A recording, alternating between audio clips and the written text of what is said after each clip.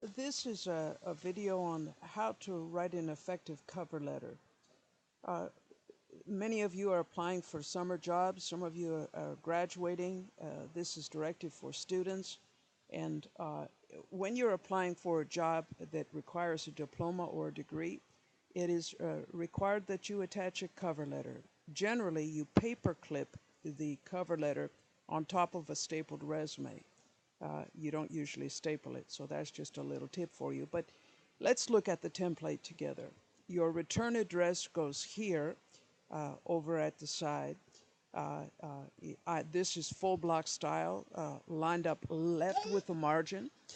And under it goes the date, and we're using business formal, so you would put the day of the week, the month, the year, and the date, and then the name of the person to whom you are writing. If you don't know the person's name, you should put the person's title. If you know it's Director of Human Resources, you put it. But if at all possible, try to find the person's name so that you can address them personally. That's the best way to contact someone. And then the full mailing address. And then generally, you start with the salutation, Dear Mr. or Ms. If you don't know their name, address them by their title. Try to avoid to whom it may concern, if at all possible. In your first paragraph, make it short, usually one or two sentences. In business writing, a paragraph can be one sentence, but I would recommend making it two.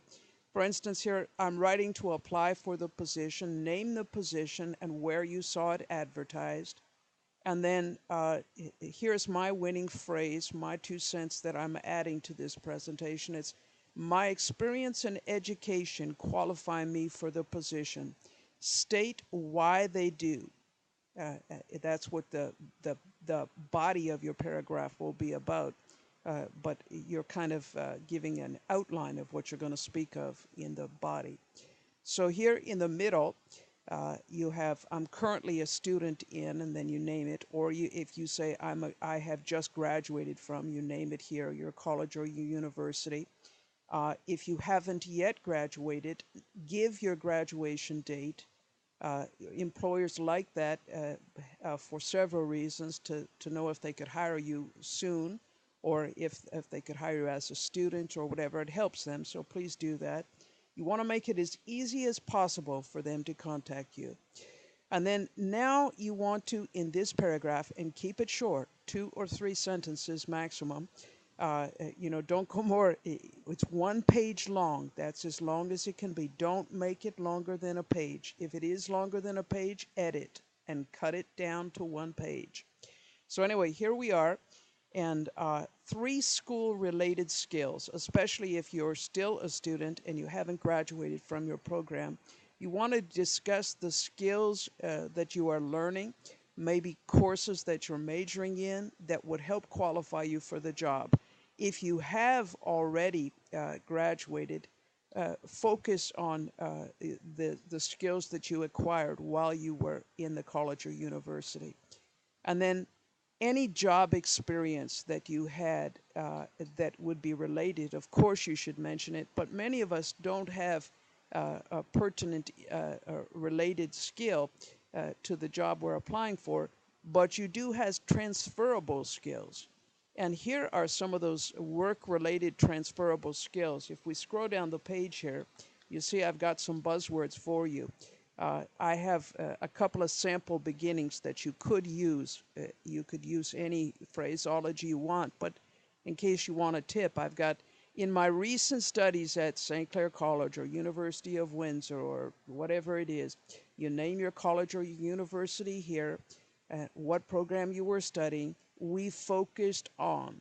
And then that's a way to start. Another way would be during my employment at, so you name the place that you worked and when you worked there. I developed, I acquired, I mastered, I displayed. Look for some key words that could introduce it. You don't want to say something horrible like 3 job-related skills I have. Like that's horrible. Don't do that. Just leave that out. If you're going to do that, don't do it at all. I would recommend something along these lines.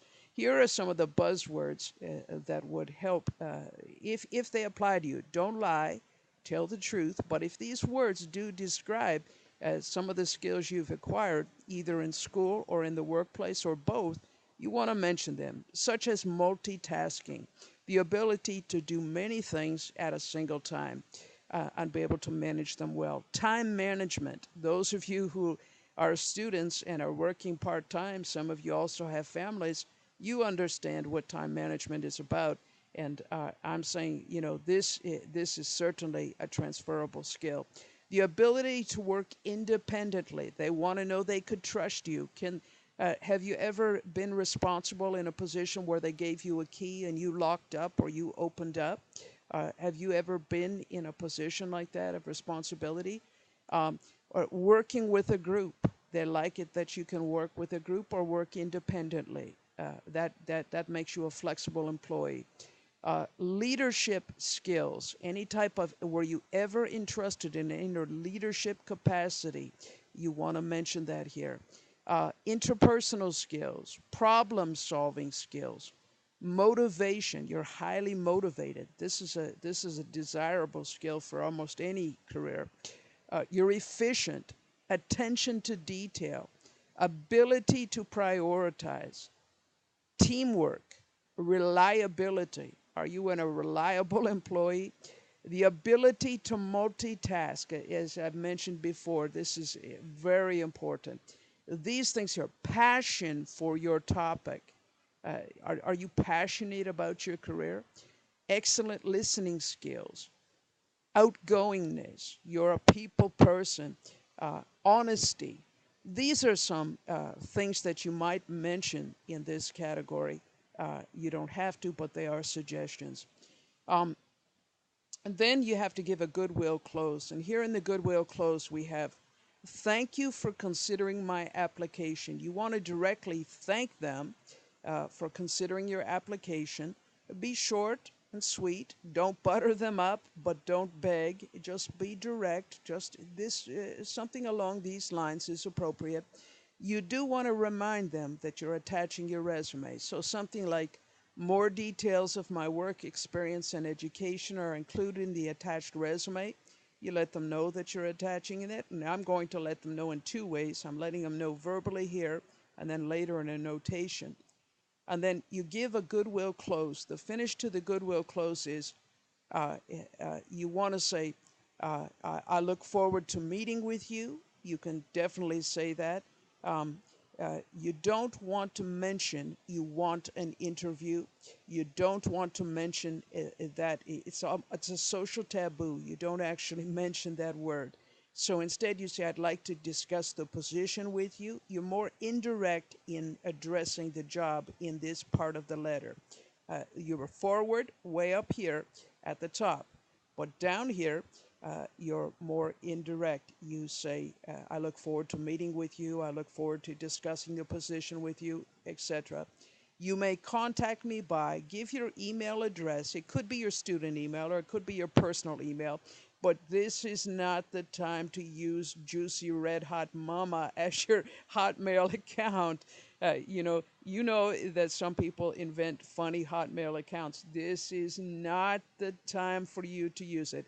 This should be a very plain, ordinary, business-like, even like cute little kitty or something like that. It's not appropriate here. Use something business-like here, please. For your sake, not for mine. For mine, I could handle it, but it's you're trying to get a job. So, and then this part here, you give your phone number. Make it easy for them to contact you. That's the key. And then you sign it sincerely. And notice I've left 2 or 3 spaces here in between. Right in this spot where I have the cursor is where you will later sign it with an ink pen, unless you're handing it in online. You'll sign with an ink pen right in this region. Underneath is your typed name, so you sign on top of your name. Sometimes you'll see people put a line, and you could do that as well. Down towards the bottom of the page, it's the very last space before the bottom of the page, not in the footer, but in the last part of the page, you have enclosures 1. and you let them know, hey, I'm attaching something. And in this case, you're attaching your resume. So these are tips for how to write an effective cover letter. I hope that it helps you to get a job. All the best to you in your job hunting.